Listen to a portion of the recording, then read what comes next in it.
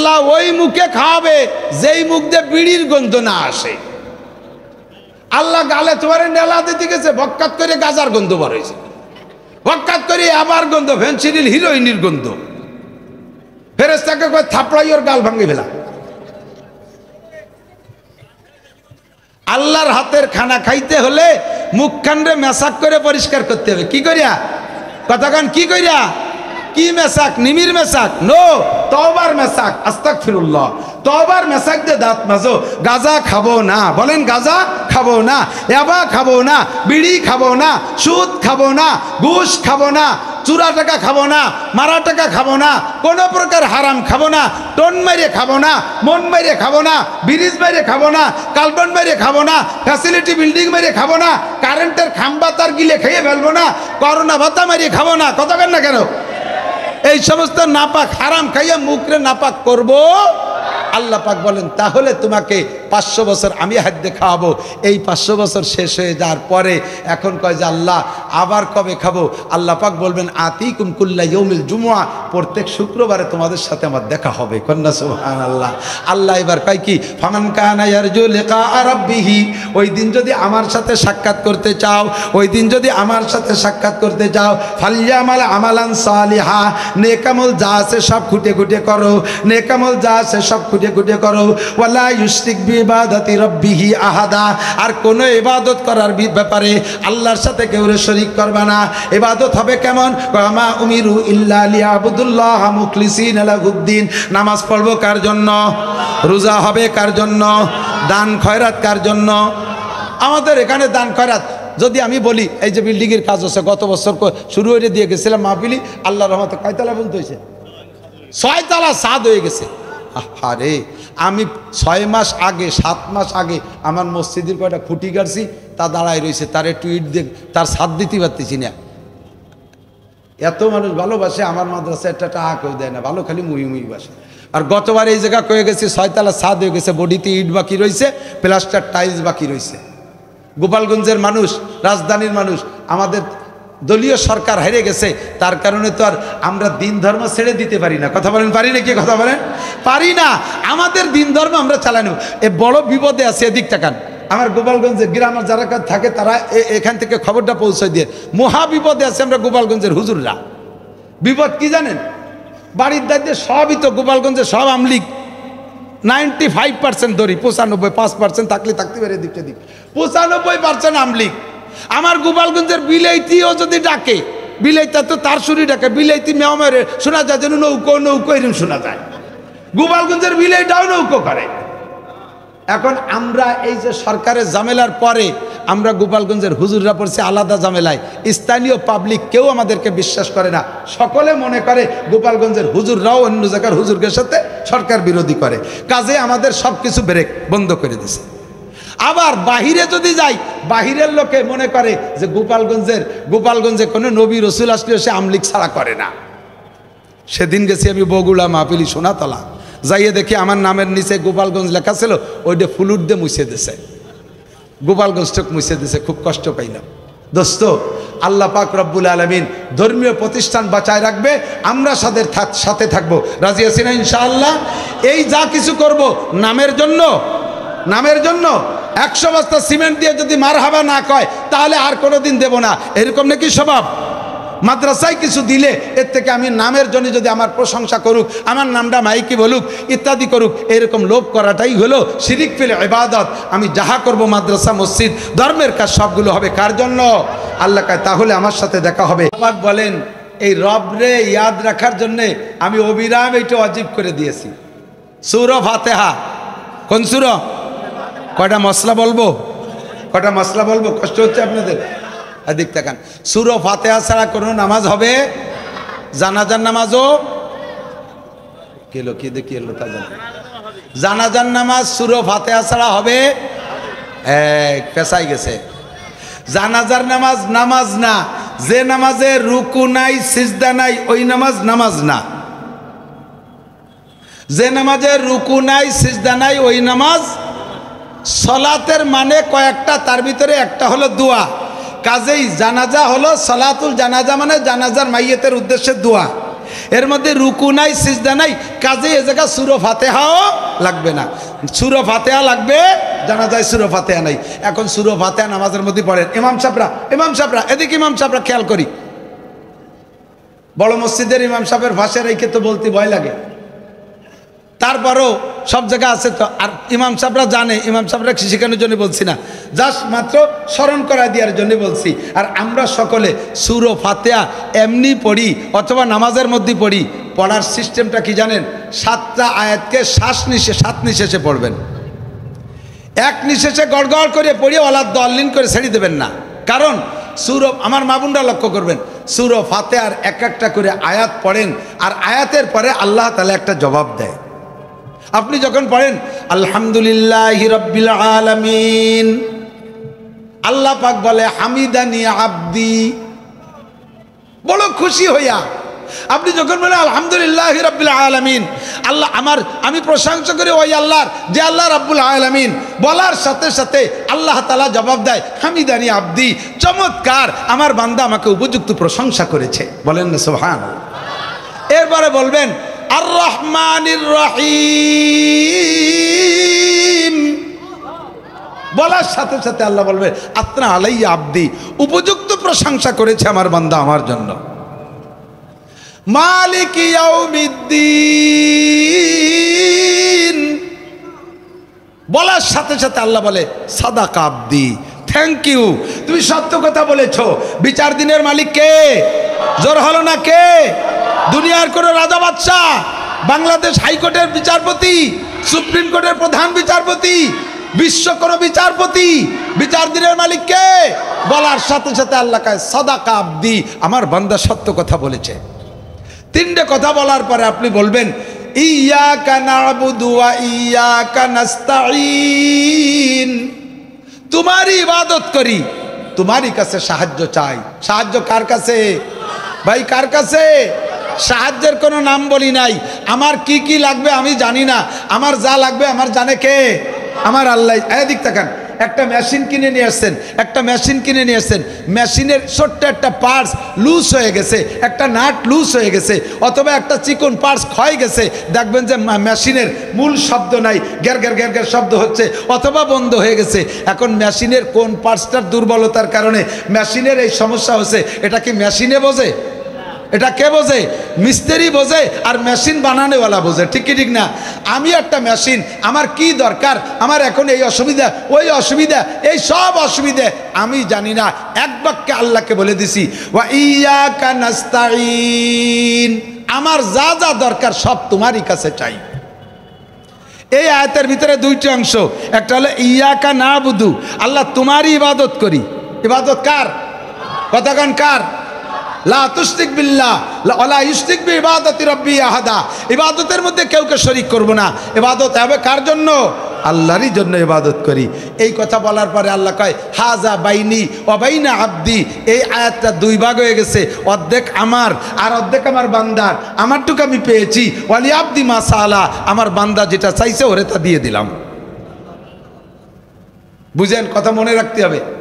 এরপরে এই পর্যন্ত বলার পরে এরপরে আল্লাহকে বলবেন আল্লাহ এ তো সাধারণভাবে চাইলাম, আমার কোনটা কি লাগবে আমি জানি না, এটা তুমি বুঝে বুঝে দিবা, তবে আমার একটা দাবি আছে আল্লাহ, খাস একটা কথা বলবো। আল্লাহ আপনার কাছে আমি জিজ্ঞেস করছি না, আল্লাহরে কইতেছি আর কি। আল্লাহরে বলবো আল্লাহ আমার খাস একটা দাবি বলবো। আল্লাহকে বলো তাড়াতাড়ি, এখনই তো বলার সময়। নামাজ হলো বান্দার আল্লাহর মাঝে গল্প করার জায়গা, এটা চাওয়া পাওয়ার জায়গা। তুমি বলো তোমার কি লাগবে। আমি বলে দিছি ইহদিনাস সিরাতাল মুস্তাকিম। আল্লাহ এই বাংলাদেশে বসে দেখি রাস্তার অভাব নাই, রাস্তার অভাব নাই। ঢাকা যাবো, ঢাকা যাওয়ার রাস্তার অভাব নাই। জান্নাতে যাব, রাস্তার অভাব নাই। যেই আছে সে আমারে রাস্তা দেখায়। আমলিগ, বিএনপি, জামাত, জাতীয় পার্টি, আটরশি, চন্দ্রপাড়া, মানিকগঞ্জ, সুরেশ্বর, ভোজেশ্বর, ইনায়তপুর, বাহাদুরপুর, শরিয়তপুর, মাদারীপুর, ফরিদপুর, তবলিগ, সরমুনাই, ইতাআতি, ওয়াজাহাতি, কাদিয়ানি, আহলে হাদিস, আহলে কোরআন, হিজবুত তাওহীদ, এ যে কি পরিমাণ জ্বালাই খাচ্ছে আল্লাহ, এর ভিতরে সঠিক রাস্তা কোনটা তুমি দেখায় দাও। যে মৌলবী স্টেজে আসে মনে করি যে তারটাই ঠিক। এখন আমিও সঠিক রাস্তা বুঝে উঠতে পারতেছি না। তুমি না দেখালে আমি হারাই যাব, তুমি না দেখালে আমি হারাই যাব। ইহদিনাস সিরাতাল মুস্তাকিম, যে রাস্তা দিয়ে গেলে আমি জান্নাতে যেতে পারবো, রাস্তাটা তুমি দেখাই দাও। তবে আল্লাহ তোমার কাছে আর একটা অনুরোধ বলবো, আল্লাহর কাছে বলতেছি। আল্লাহকে বলো, তাড়াতাড়ি বলো, মেহেরবানি করে গায়রিল মাগদুবি আলাইহিম ওয়ালা দাল্লিন, ইহুদিদের রাস্তা, নাসারাদের রাস্তা, অভিশপ্তদের রাস্তা, পথভ্রষ্টদের রাস্তা, এই দুইটা রাস্তায় তুমি আমাকে চালাবা না। ইহুদিদের অনুসরণ যেন আমি না করি, নাসারাদের অনুসরণ যেন না করি। এ কথাগুলো বলার পরে আল্লাহ কয় ওয়ালি আব্দি মা সাআলা, তুমি যা চেয়েছো সব তোমাকে দিয়ে দিলাম। এবার এই জায়গায় একটু কথা শুনে নেন। আপনি দোয়া করছেন আল্লাহর কাছে, আল্লাহ ইহুদ নাসারাদের রাস্তায় যেন আমি না চলি। আল্লাহ আপনার দোয়াটা কবুল করলেন, অথচ আপনি হেঁটে দেখেন, আপনি দেখেন আপনি ইহুদিদের রাস্তায় চলতেছেন। ইহুদি দাড়ি কাটে, আপনিও দাড়ি কাটেন। ইহুদি প্যান্ট পরে, আপনিও প্যান্ট পরেন। ইহুদি মোজ বড় রাখে, আপনিও মোজ বড় রাখেন।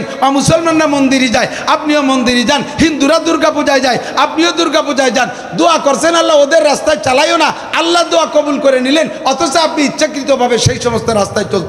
কাজেই আপনি বুঝে নেন, এই যে দোয়াটা করছেন আল্লাহর কাছে, এটা আপনি অন্তর থেকে করেন নাই, এটা আপনি মুখে ভাষা ভাষা দোয়া করছেন। দোয়াটা অন্তর থেকে।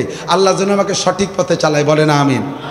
এই যে আল্লাহ ফাঁকে ফাঁকে প্রত্যেক আয়াতের ফাঁকে জবাব দিলেন, এই জবাবটা দেওয়ার জন্য আল্লাহকে সুযোগ সময় দিতে হবে না? নামাজের ভিতরে গড় গড় করে আলহামদুলিল্লাহ রাব্বিল আলামিন রহমানির রহিম মালিকি ইয়াউমিদ্দিন ইয়াকা না'বুদু ওয়া ইয়াকা নাস্তাঈন, হঠাৎ দাল্লিন। আল্লাহ কয় আমি যা কব তা কব কোন সময়? তোর যা চালি তা তো দেব, তা দেওয়ার ভাগ তো দিলি না। কাজেই তোর কপাল নিয়ে তুই মর। প্রত্যেকটা আয়াতের ফাঁকে আল্লাহকে ওই কথা জবাব দেওয়ার সুযোগ। আল্লাহ যে সুযোগ না পালি বলতে পারবে না তা না, কিন্তু আল্লাহ যেহেতু সুযোগ চাইছে তুমি এক একটা করে বলো আর আমি জবাব দেই, তা দেবো না কে? কাজেই এখন থেকে সূরা ফাতিহা পড়ার মাসআলা আমি এভাবেই জেনে নেব যে আস্তে পড়ি আর জোরে পড়ি, প্রত্যেকটা আয়াতের পরে বলবো, এক একটা আয়াত পড়ে আমি ছেড়ে দেবো। আল্লাহ তাআলা যেন আমার ওই জবাবটা দিয়ে দেয়, বলেন আমিন। এরপরে ওয়ালা দাল্লিন, তারপরে হলো আমিন। আল্লাহ তুমি কবুল করে নাও। ইমাম সাহেব পড়ছে, আমরা সকলে একমত, তাই তো নাকি বলেন? আর আমি একাও যখন পড়ি তখন আমার এই দাবির উপরে আমি একমত, তুমি কবুল করে নাও। বাহরহাল যে কথা বলতে চাইছি সেটা হলো, রবকে ওখানে স্বীকার করে আসছি, রবের পরীক্ষা হবে কবরে, আমি রবকে মস্কর করব। আল্লাহ পাক রব্বুল আলামিন এবার সুন্দর একটা কথা, এদিক আমার দিক জায়গা মতো চলে আসছি। আল্লাহ পাক বলেন ইন্নাল্লাযীনা ক্বালু রাব্বুনাল্লাহ, যারা বলবে রব আমার আল্লাহ, রব আমার, সুম্মাস্তাকামু, এদিক সুম্মাস্তাকামু, আল্লাহকে রব বলে স্বীকার করে অটল থাকবে। ইহুদিদের ধাক্কায়, নাসারাদের ধাক্কায়, খ্রিস্টানের ধাক্কায়, রাজনৈতিক ধাক্কায়, দলের ধাক্কায়, কোনো নেতার ধাক্কায় আমি আল্লাহকে রব বলা থেকে এক সেকেন্ডের জন্য পা পিছলে যেতে রাজি। জোরে বলেন রাজি। আল্লাহ কয় এই কথার পর অটল থেকে তুই যদি মৃত্যু শয্যা পর্যন্ত আসতে পারিস, সুম্মাস্তাকামু, এ কথার পর অটল থেকে মৃত্যু শয্যায় আসতে পারিস, বান্দা আমার পুরস্কার এখন থেকে খেলা শুরু হবে। তাতানাজ্জালু আলাইহিমুল মালাইকা, তোমার জানটাকে রিসিভ করার জন্য, ইস্তেকবাল করার জন্য, অভ্যর্থনা জানানোর জন্য আজরাইলের সাথে আমার জান্নাত থেকে 500 ফেরেশতা তোমার কাছে যাবে। কয়শো? 500 ফেরেশতা যাবে তোমার জানটা রিসিভ করার জন্য। আজরাইল আলাইহিস সালাম আইসা আপনার জান নিতে যাবে, আর ওই 500 ফেরেশতা পাশ দিয়ে ঘিরাও করে বসবে। ওই আপনি তো যখন আজরাইলকে এক নজর দেখবেন না, তখন আপনার ভিতর কিন্তু বিশাল একটা ভয় এসে যাবে। আজরাইল জান নেবে দেখে একটা ভয় এসে যাবে। তখন এই ফেরেশতারা আপনাকে অভয় দিয়ে বলবে আল্লাহ তাখাবু, আল্লাহ তাখাবু, কোনো ভয় নাই, কোনো ভয় নাই। এই 500 ফেরেশতা আপনাকে অভয় দেবে, সাহস দেবে, আল্লাহ তাখাবু, কোনো ভয় নেই। 2 নম্বরে বলবে ওয়ালা তাহজানু, তুমি মরার সময় টেনশন করতেছো, আমার এই মার্কেটের কি হবে, আমার এই ব্যবসা বাণিজ্য কী হবে, ছেলেটারে বিয়ে দিয়ে যেতে পারলাম না, লাস্টের মেয়েটা বিয়ে দিয়ে যেতে পারলাম না, যুবতী বউ তুইও চলে গেলাম, এরপর ওই ব্যবসা বাণিজ্যের কী হবে নেই, কি ইন্ডাস্ট্রিজের কী হবে, সামনে নির্বাচনে তো টাকা দিলাম গুটিখানিক, তা তো কোনো ফলাফল হলো না, কী হবে না, এই বলে যে তোমার ভিতরে টেনশন হয়েছে। ফেরেশতারা কয় ওয়ালা তাহজানু, ওই চিন্তারে লাভ নাই, 3 জাগ কোষ্টা পাট জাগ হয়ে গেছে, তা বাঁচতে পারলাম না, কি হবে না। আল্লাহ কয় ওয়ালা তাহজানু, ফেরেশতারা বলে তুমি টেনশন করো না, টেনশন করো না।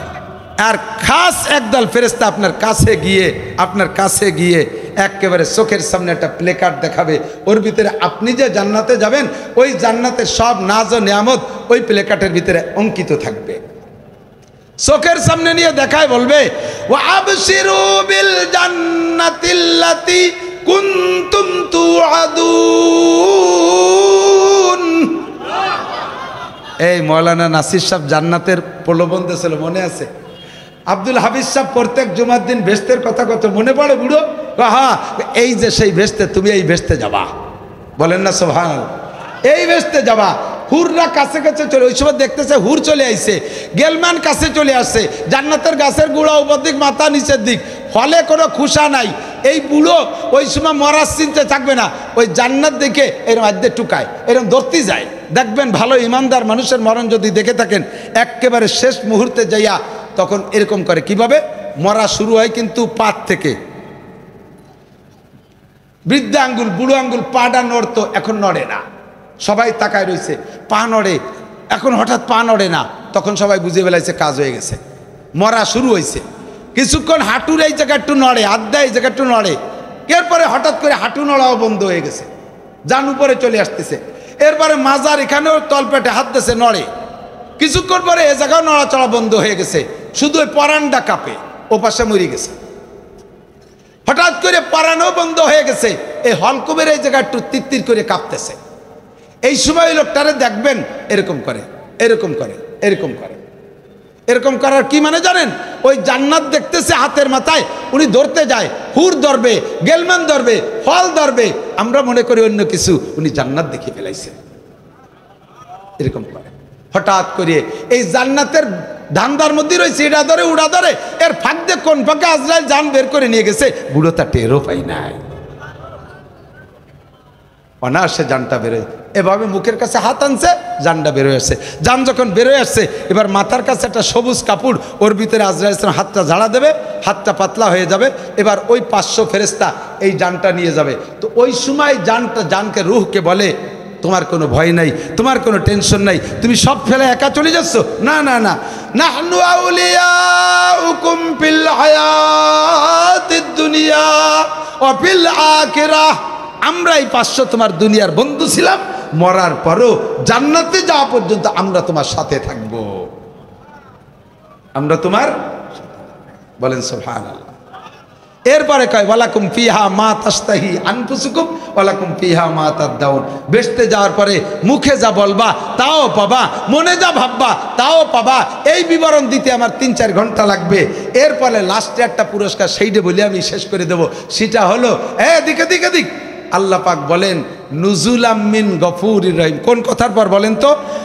আল্লাহকে রব বলে স্বীকার করেছেন, বলেন আল্লাহকে রব বলে। রবকে এই কথার পর অটাল থেকে মরণটা যদি এমন পান, আল্লাহ পাক বলেন কিয়ামতে জান্নাতের ভিতরে একটা পার্কে সমস্ত জান্নাতীদেরকে নিয়ে আল্লাহ পাক রব্বুল আলামিন একটা মাহফিল করবে। ওই মাহফিলের ভিতরে দাউদ আলাইহিস সালামকে দিয়ে সূরা তাহা তিলাওয়াত করে শোনাবে, হযরত নবী আলাইহিস সালামকে দিয়ে সূরা ইয়াসিন তিলাওয়াত করে শোনাবে। এরপরে স্বয়ং আল্লাহ পাক নিজেই সূরা আর রহমান তিলাওয়াত করে শোনাবে। মাহফিল শেষ হয়ে যাওয়ার পরে সমস্ত জান্নাতীরা বলবে, আল্লাহ তিলাওয়াত তো শোনা শেষ, এখন জান্নাতে যাই। আল্লাহ কয় না, মাহফিলের শেষে একটু তবারক হতে হবে, মাহফিলের শেষে একটু তবারক হবে। এই তবারক দেওয়ার জন্যে আপনাদের প্রত্যেকের সামনে জান্নাতি পরিবেশকরা আসবে। তারা কারা? গেলমানরা আসবে, পানি পুনি ইত্যাদি নিয়ে, আর এক একজনের সামনে 72 জন করে জান্নাতি হুর 2টা ট্রের ভিতরে 1020 প্রকারের আইটেমের খাবার নিয়ে আপনার সামনে এনে বসায় দেবেন। আপনাকে আল্লাহ বলবেন কুলু খাও, কুলু খাও। আপনি বলবেন না খাবো না। কে খাবা না? এদিক আপনি বলবেন না খাবো না। কে খাবা না? কয় আমাকে কোট মসজিদের মাহফিলের দিন নাসির সাহেব বলে আসলো, এই আজকের খাবার বলে তুমি আজ যে খাওয়াবা, এদি ফেরেশতা পিটিরা দিয়ে গেল, মহিলারা থুয়ে গেল, তুমি না খাওয়ালে আমরা খাবো না। আল্লাহ কয় ঠিক আছে, মনে রাখছিস যখন এখনই হবে। জান্নাতের মাছের কলিজা ভুনা আর জান্নাতের রুটি দিয়ে নেলা বানায়, আমাকে গোপালগঞ্জে নেলা লুকমা বানাইয়া, নেলা বানাইয়া একে টাইমে সমস্ত জান্নাতীর মুখে উঠে দেবে আল্লাহ। লুকমা মুখে নিয়ে না চাবাইয়া আওরে বসে রয়েছে, কাইম জাগু ওয়াকুলু, চাবাও আর খাও। আল্লাহ খাতি গেলি যদি তোমার হাত সরাই নিয়ে যাও, সেই জন্য তো আগে তোমার হাত দেখে নেই, পরাণ করে পরে তারপরে খাবো। আল্লাহ কায় খা, এনেলা খা, পরে আমি এরপরে একটানা 500 বছর খাওয়াবো। হ্যাঁ যুবক, কে খাওয়াবে? জোর হলো না? আল্লাহ ওই মুখে খাওয়াবে যেই মুখ দিয়ে বিড়ির গন্ধ না আসে। আল্লাহ গালে তোমার নেলা দিতে গেছে, বক্কাত করে গাজার গন্ধ বার হয়েছে, বক্কাত করে আবার গন্ধ, ফেন্সিডিল হিরোইনের গন্ধ। ফেরেশতাকে কয় থাপড়াই ওর গাল ভাঙে ফেলা। আল্লাহর হাতের খানা খাইতে হলে মুখখানরে মেসাক করে পরিষ্কার করতে হবে। কি করিয়া? কথাখান কি করিয়া? কি মেসাক? নিমির মেসাক? নো, তওবার মেসাক। আস্তাগফিরুল্লাহ। তওবার মেসাক দিয়ে দাঁত মাজো। গাঁজা খাবো না, বলেন গাঁজা খাবো না, ইয়াবা খাবো না, বিড়ি খাবো না, সুদ খাবো না, ঘুষ খাবো না, চুরা টাকা খাবো না, মারা টাকা খাবো না, কোনো প্রকার হারাম খাবো না, টন মেরে খাবো না, মন মেরে খাবো না, ব্রিজ মেরে খাবো না, কালবন মেরে খাবো না, ফ্যাসিলিটি বিল্ডিং মেরে খাবো না, কারেন্টের খাম্বা তার গিলে খেয়ে ফেলবো না, করোনা ভাতা মেরে খাবো না। কথা কেন না কেন? এই সমস্ত নাপাক হারাম খাইয়া মুখরে নাপাক করব। আল্লাহ পাক বলেন তাহলে তোমাকে 500 বছর আমি হাত খাওয়াবো। এই 500 বছর শেষ হয়ে যাওয়ার পরে এখন কয় যে আল্লাহ আবার কবে খাবো? আল্লাহ পাক বলবেন আতিকুম কুল্লা ইয়াউমিল জুমুআ, প্রত্যেক শুক্রবারে তোমাদের সাথে আমার দেখা হবে। কন্যা সুবহানাল্লাহ।